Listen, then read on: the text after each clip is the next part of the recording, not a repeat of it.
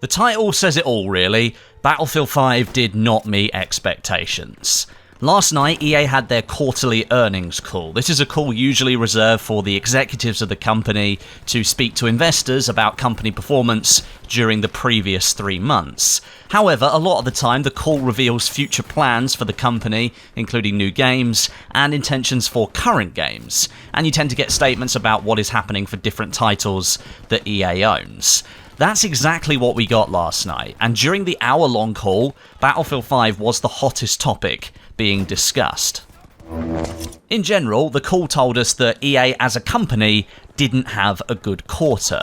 Upon hearing this news, the stock price for EA tumbled nearly 20% in the space of 2 hours. The two executives on the call, CEO Andrew Wilson and CFO Blake Jorgensen, gave plenty of reasons for this underperformance across the company's entire portfolio of games, but I'm going to focus on Battlefield 5 and the issues that game faced because I think that's what we're all most interested in here on this channel. CEO Andrew Wilson started the call by making it clear that EA had rather large expectations for Battlefield 5, but the game didn't meet those expectations during the last quarter. Here's a quote from his opening remarks.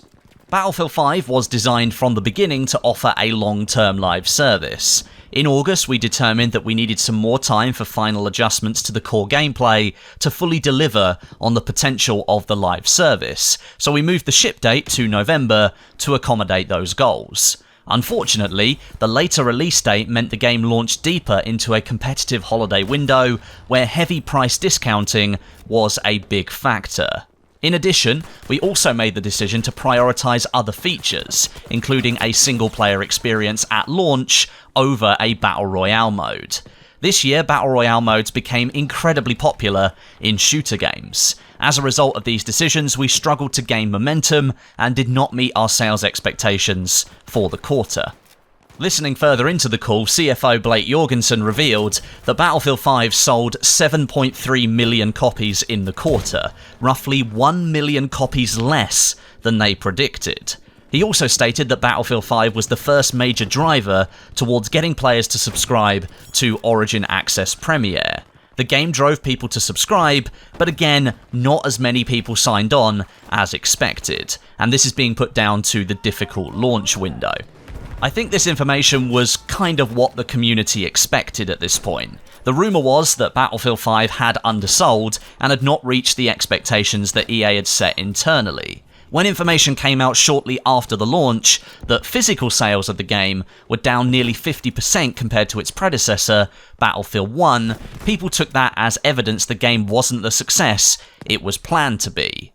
Blake Jorgensen referred to this drop in physical sales on the call as well, stating that Battlefield 5 did see a higher number than average buying digital copies rather than physical ones. Apparently the game has a higher digital to physical ratio than Star Wars Battlefront 2, which launched back in late 2017.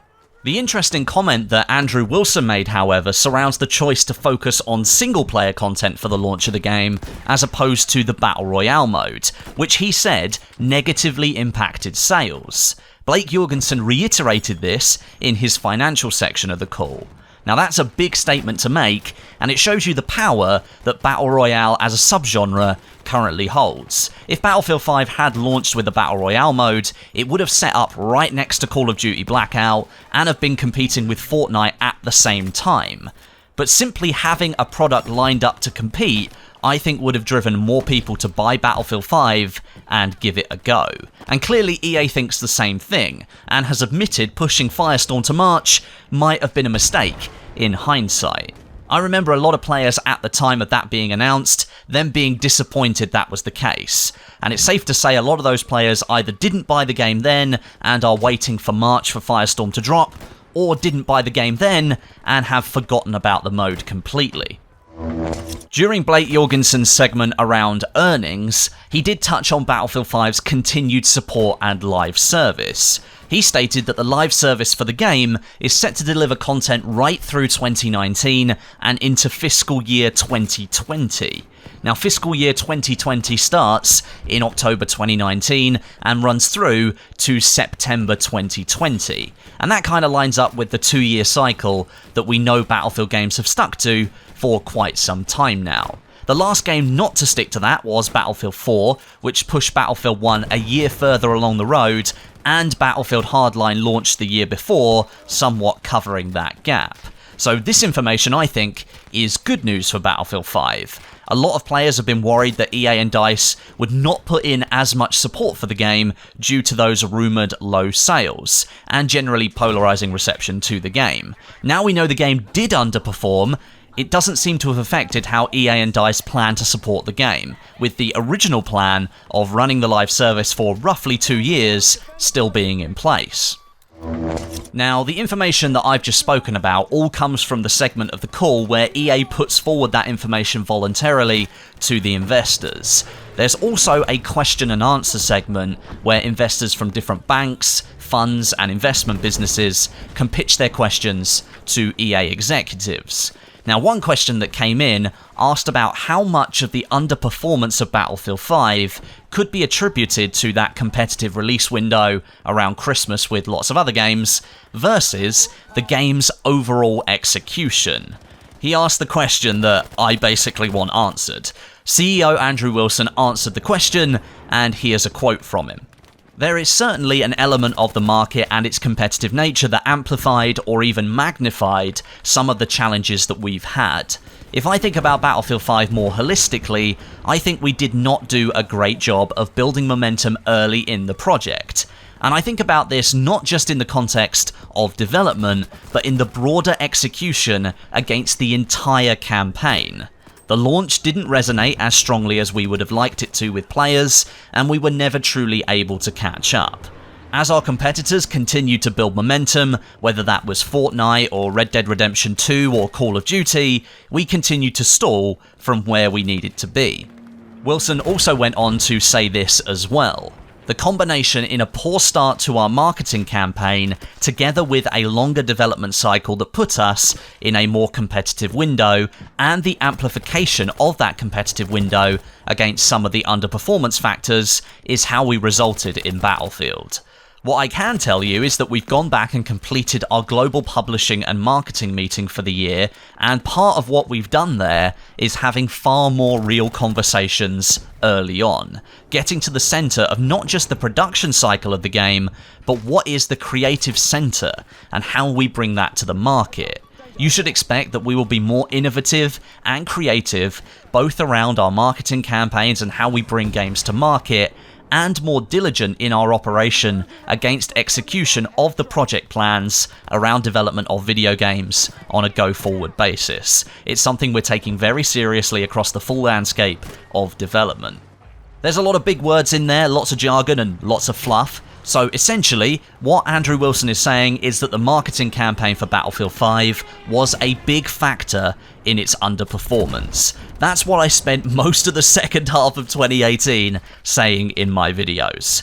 The marketing was frankly awful for Battlefield 5. It failed to tell players what the game really was, it displayed a historical war setting, but it was infiltrated with inaccuracies and minorities blown out of proportion, and of course, it didn't help that a former EA executive told players that they were uneducated and shouldn't buy the game if they didn't like the direction being taken. That last point, at the time, on EA's part, showed an unwillingness to adapt to the current situation, and as a result, the players kinda did what the former executive told them to do. Some of them didn't buy the game. Another question came in asking about the marketing campaign for the game, and despite good ratings and reviews, Battlefield 5 still suffered when it came to sales. Andrew Wilson said this: "When we go back and analyse what happened with Battlefield 5, I think we failed to come to a true creative centre of a campaign that was compelling for players. We spent too long getting to that point. By the time we got to launch, when we didn't have that creative centre, we had lost ground against our competitors.